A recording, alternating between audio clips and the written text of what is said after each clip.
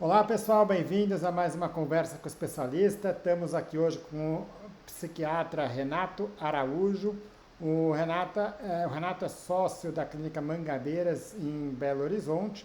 E a ideia com você aqui, Renato, é discutir a respeito da eletroconvulsoterapia, um tratamento aí com muitas controvérsias e espero que a gente consiga desfazer alguns dos mitos aí envolvidos, né? Primeiramente, O obrigado bicho pela de sua sete disponibilidade. cabeças. Obrigado pela sua disponibilidade. Vamos ver aí o que a gente consegue tirar de você. Um prazer falar sobre eletroconvulsoterapia. Sempre um prazer falar sobre eletroconvulsoterapia. Então vamos lá. A eletroconvulsoterapia ela já foi, vamos dizer, muito retratada de forma bastante negativa em filmes, e assim, existe assim, um certo temor muito grande com ela, uma aversão muito grande, né? Qual que é a realidade por trás da eletroconvulsoterapia? O que ela é e qual que é a realidade dela nos dias atuais? Brinquei no começo, né? O bicho de sete cabeças, lembrando do filme O Bicho de Sete Cabeças, que tem uma passagem com o Rodrigo Santoro, um grande ator, né, nacional, e que ele é submetido a uma sessão de eletroconvulsoterapia como uma forma clara ali, né, retratando como se fosse uma forma de tortura, né? Porque ele estava tentando fugir no caso ali do manicômio, e aí ele acaba sendo preso, colocado numa cela, né, e aí passa-se e fazem uma sessão de eletroconvulsoterapia que a gente chamaria a seco, depois eu vou explicar um pouco melhor esse termo. É, Tem outros filmes, e inclusive novelas, que tentam retratar muito dessa forma. Apesar disso, a realidade do tratamento é completamente diferente, né? A eletroconvulsoterapia é um tratamento médico, né?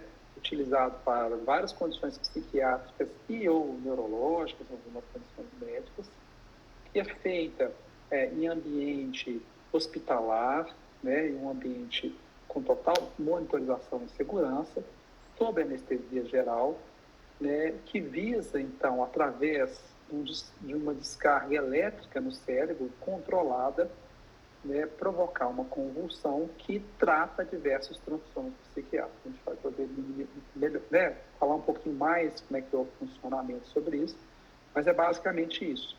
Né? Ela surgiu, só tentando explicar essa questão da questão elétrica, porque os primeiros pesquisadores e clínicos observaram que pacientes com esquizofrenia que convulsionavam obtinham melhora do sintoma da esquizofrenia, né? E aí, então, no início, eles induziam a convulsão através de medicamentos, por exemplo, a cânfora, só que era muito difícil de trazer, era muito de convulsionar, era muito doloroso, né? Era muitas vezes ineficaz. Então, em 1938, dois italianos, Bini e Eduna, é, eles então eles desenvolvem um aparelho de eletroconvulsoterapia, onde utiliza eletricidade para provocar essa convulsão terapêutica. E eles tiveram muito sucesso, porque realmente conseguiram diminuir os efeitos colaterais que existiam antes, né, naquela época. E foi o primeiro tratamento, na verdade, biológico que existiu para a psiquiatria, né, antes mesmo do tratamento medicamentoso. Ótimo. Em termos de indicações, quais são as condições que costumam ser tratadas com eficácia através da eletroconvulsoterapia? Os principais de indicação é depressão, transtorno depressivo maior, né, refratário ao tratamento medicamentoso, aquele que não responde a pelo menos duas medicações. É, Outros tipos de depressão, como depressão com sintomas psicóticos, depressão pós-parto ou depressão na gestação também, depressão com sintomas catatoniformes, né, são uns quadros de depressão importantes. No transtorno bipolar também pode ser utilizado naqueles pacientes que também estão muito graves, com risco de suicídio ou com muita agitação psicomotora, que não respondem bem à medicação. Na esquizofrenia, também refratária ao tratamento medicamentoso, naquelas que são refratárias à clozapina, principalmente. Na própria catatonia, que é uma síndrome clínica, né, que tem várias etiologias, não só psiquiátricas, mas médicas em geral, que tem uma elevada eficácia e que tem um risco de mortalidade muito alto se você não tratar, né? Condições médicas como o status epilépticos, né, pacientes em status epilépticos, e a própria doença de Parkinson, também melhora os sintomas motores, pode ser utilizado. Então, a gente tem diversas doenças psiquiátricas aí que podem ser utilizadas, pode se beneficiar do tratamento. Ótimo. E como é que funciona uma sessão de eletroconvulsoterapia? Assim, a pessoa chega é um tratamento hospitalar, né? Pelo que você já descreveu. Qual que é o ambiente que ela vai estar? É uma sala de consultório, uma sala... Que tipo de preparo que precisa ter o ambiente para fazer isso? Uma sala de centro cirúrgico seria? Tá. Então, vamos pensar na jornada desse paciente, né? Esse paciente, para fazer a eletroconvulsoterapia, primeiro ele vai passar por uma avaliação com um psiquiatra, para ver a indicação, para ver as contraindicações, né, sobre o tratamento, tá? As condições dele para serem submetidos.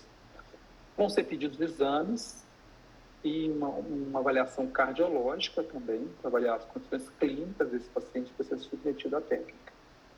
Com isso tudo pronto, né, ele vai chegar no dia em jejum, um jejum de 8 horas, que vai sofrer anestesia, né, e ele vai ser em algum ambiente hospitalar, alguma clínica ou hospital que tenha suporte, né, hospitalar no seguinte sentido, tenha ou um bloco cirúrgico, ou uma sala, como uma sala de UTI, né, onde você vai ter desfibrilador, você vai ter monitorização, você vai ter oxigênio, você tem todo um ambiente aí, pelo menos de porte 2 aí, para fazer uma pequena cirurgia, como se fosse assim, num hospital dia, etc. Pode ser feito em hospitais psiquiátricos, em clínicas ou em hospitais maiores, mas tem que ter esse porte 2 pelo menos.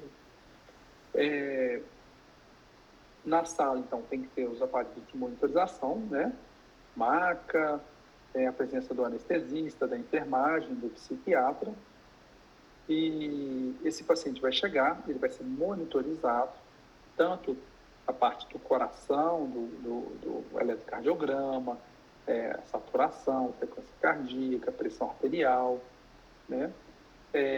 Da parte do eletroencefalograma, para a gente avaliar a convulsão, que a forma que a gente tem que avaliar, como a gente consegue avaliar se ele teve a convulsão ou não, né?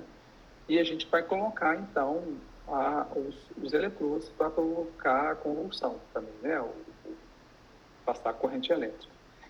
Então, é feita uma anestesia com a medicação para fazer ele dormir imediatamente, né? Normalmente a gente utiliza, muito comum utilizar, por exemplo, propofol, que é utilizado em colonoscopia, endoscopia, muito semelhante, por exemplo. Depois se utiliza um relaxante muscular, né, que é uma medicação que vai fazer com que a musculatura desse paciente, então, não se contraia no momento que ele sofre a descarga elétrica, tá?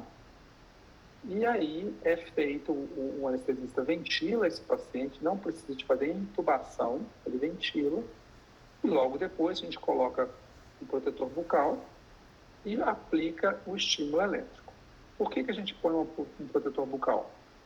Porque o estímulo elétrico é aplicado geralmente nessa região, nas têmporas, que está próximo do músculo do masseter. Então, mesmo com o relaxamento muscular, quando a gente aplica uma corrente elétrica sobre qualquer músculo, o músculo contrai. Então, esses músculos são os únicos que vão contrair. Então, a gente coloca um protetor bucal aqui. Mas o paciente não sente dor por isso, ele está anestesiado. O tempo de estímulo elétrico é de 2 a 8 segundos, dependendo de cada paciente. Cada paciente tem sua carga específica, avaliando eficácia e efeito colateral. E a convulsão geralmente é de 30 segundos a 1 minuto. Depois disso, o anestesista continua ventilando o paciente até o paciente retomar sua ventilação e acordar. É um procedimento extremamente rápido, em torno de 10 a 15 minutos a gente termina o procedimento, o paciente acorda, né? Então, é um procedimento muito, muito rápido.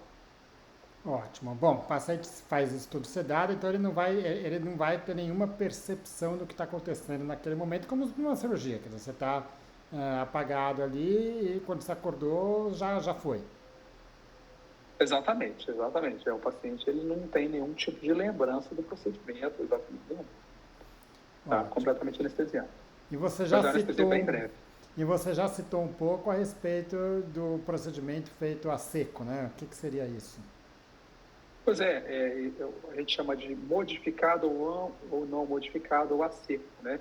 Então, antes da década de 50, principalmente, né, ele era feito sem anestesia.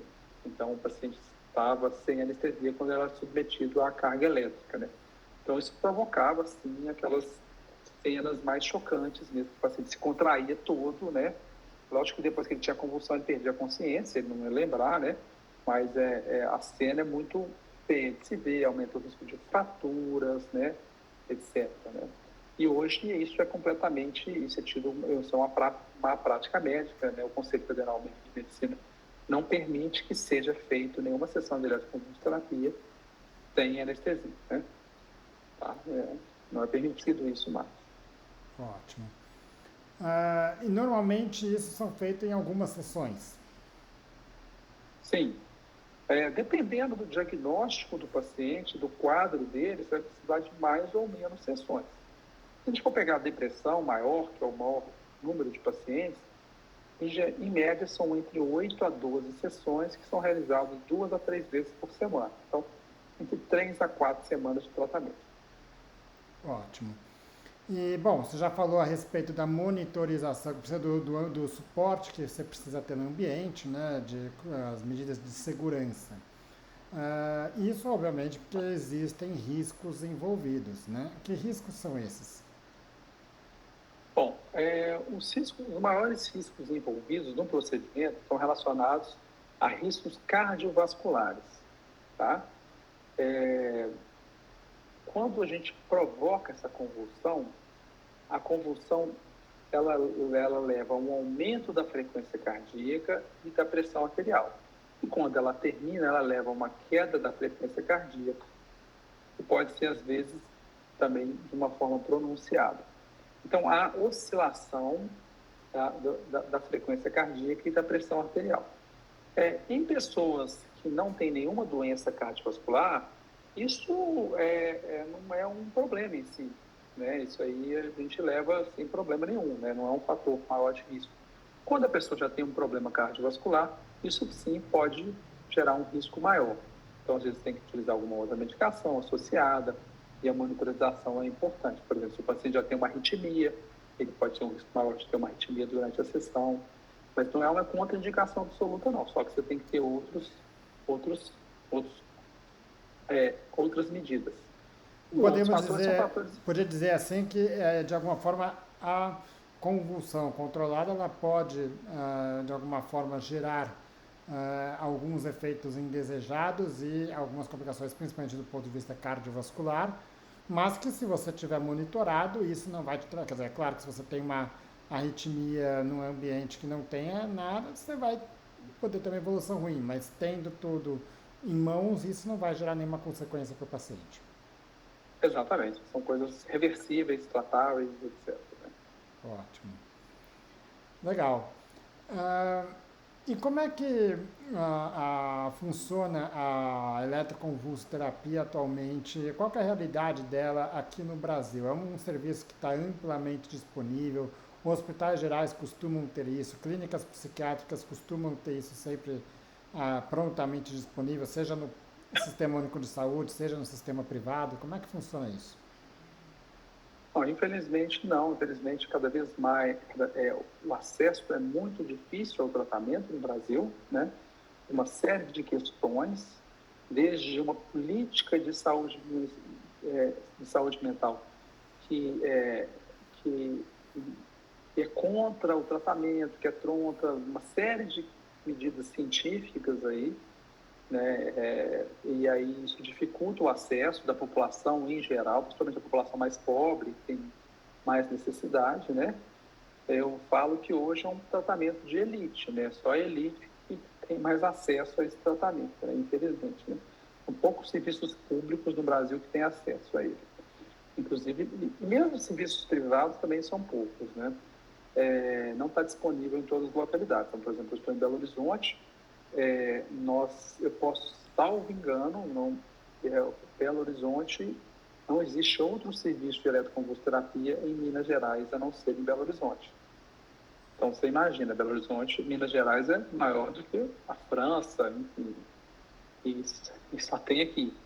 E Né? é um Agora, a dos gente está estados melhor estruturados do Brasil em termos de serviços médicos também, né? Quer dizer, exatamente, certamente. olha que é bem estruturado, né?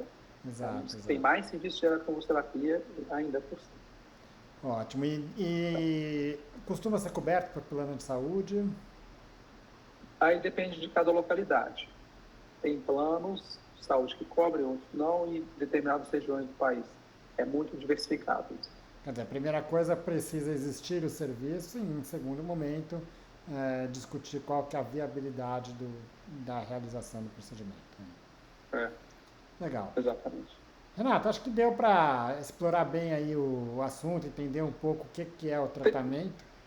Pode tem falar. só um ponto que eu acho que é importante também falar desse assunto, Tá, claro, que é a questão da memória. Porque é um claro. outro medo que se tem, né? É um outro estigma, né? É a perda de memória. Eu vou ficar sem memória, né? Fazer o tratamento. E é um estigma importante isso, que as pessoas têm essa imagem de você ter que apagar a memória. Inclusive, tem gente que acha que o apagar a memória é que trata a depressão. Né? Vou tirar as memórias ruins. Não tem nada a ver com isso.